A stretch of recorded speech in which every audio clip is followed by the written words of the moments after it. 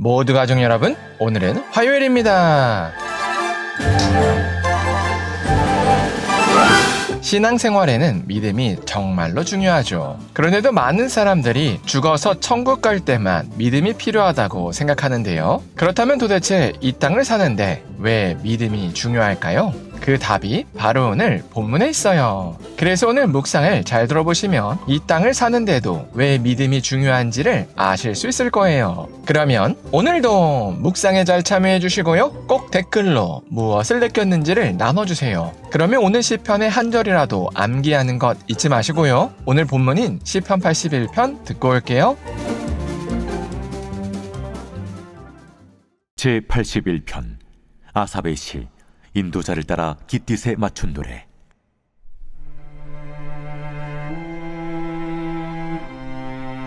우리의 능력이 되시는 하나님을 향하여 기쁘게 노래하며 야곱의 하나님을 향하여 즐거이 소리칠지어다.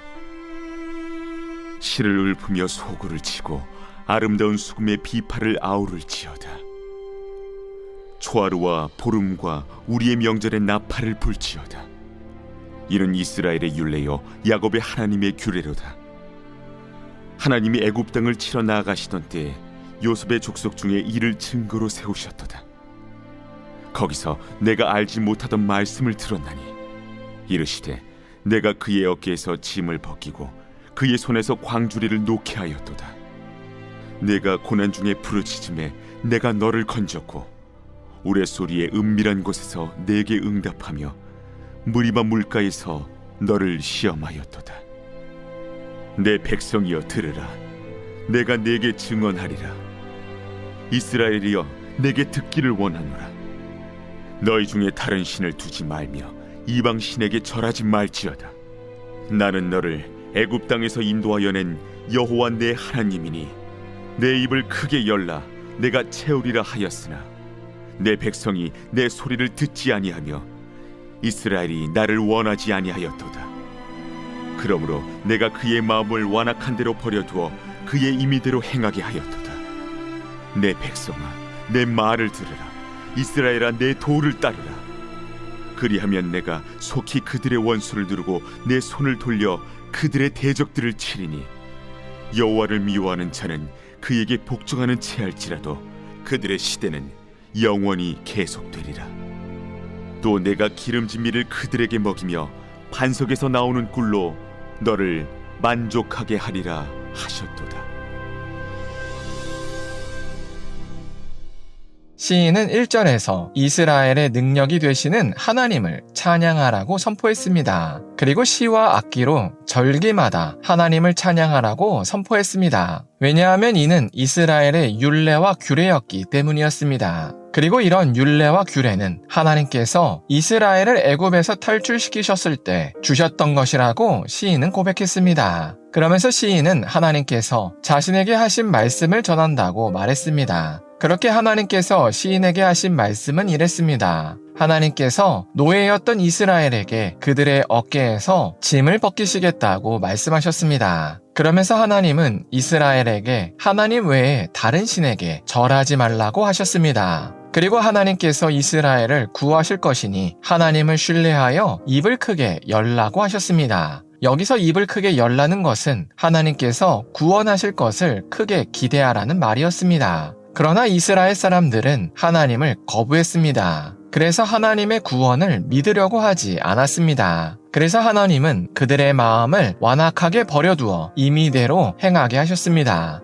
그러면서 하나님은 만약 누군가가 하나님께 복종하는 척하지만 속으로 여호와를 미워한다면 그 사실을 다 끄집어내서 영원히 심판하실 것이라고 경고하셨습니다. 그러나 반대로 누군가가 하나님을 경외하면 그에게 엄청난 축복을 내리신다고 약속하셨습니다. 이처럼 하나님은 우리가 하나님을 믿는 대로 반응해 주십니다. 그래서 우리가 하나님께서 우리를 구원하신다고 믿으면 하나님께서는 반드시 우리를 구원해 주십니다. 그러나 반대로 하나님의 구원을 의심하면 우리의 그런 믿음대로 그냥 문제를 놔두십니다. 그래서 현재의 힘든 삶은 그냥 생긴 게 아니라 우리의 믿음대로 펼쳐진 결과입니다. 그리고 하나님께서 우리의 이런 불신앙적인 믿음을 싫어하시는 이유는 이런 불신앙이 하나님을 조롱하고 모욕하는 일이기 때문입니다. 만약 우리에게 갑자기 병원비로 1억을 내야 하는 상황이 생겼을 때 우리의 어린 자녀가 도와준다고 하면 아무런 소망이 생기지 않을 겁니다. 왜냐하면 어린 자녀에게는 1억을 해결할 능력이 없기 때문입니다. 하지만 반대로 돈이 엄청 많은 친척이 도와준다고 하면 갑자기 소망이 생깁니다. 왜냐하면 그 친척에게는 그럴 능력이 있기 때문입니다. 이처럼 우리는 그 사람의 능력을 보고 소망을 가지기도 하고 가지지 않기도 합니다. 그런데 만약 하나님께서 우리를 구원해 주신다고 말씀하셨는데도 소망을 가지지 않는다면 그 뜻은 우리가 하나님께는 이 문제를 해결할 능력이 없다고 여기는 것과 같습니다. 그래서 이런 불신앙은 바로 하나님의 능력을 조롱하고 모욕하는 일입니다. 그래서 하나님께서는 우리의 이런 악한 태도를 보시고 우리가 우리의 믿음대로 망하도록 그냥 놔두십니다. 그래서 믿음은 이 땅을 살아가는데 매우 중요합니다.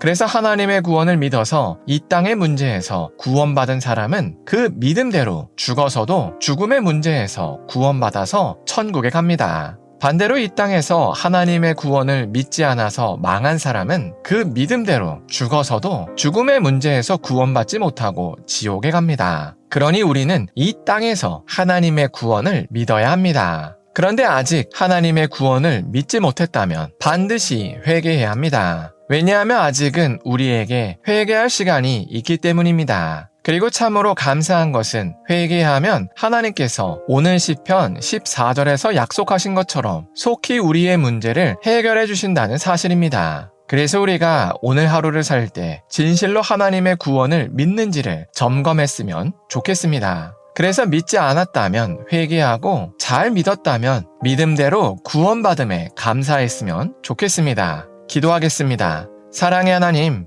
시편 81편을 통해서 믿음대로 구원받는다고 나눴습니다. 그래서 우리가 하나님의 구원을 진실로 믿는지를 돌아볼 수 있게 하여 주시옵소서. 그래서 믿지 않았다면 회개하고 잘 믿었다면 믿음대로 구원받음에 감사할 수 있게 하여 주시옵소서. 예수님의 이름으로 기도합니다. 아멘.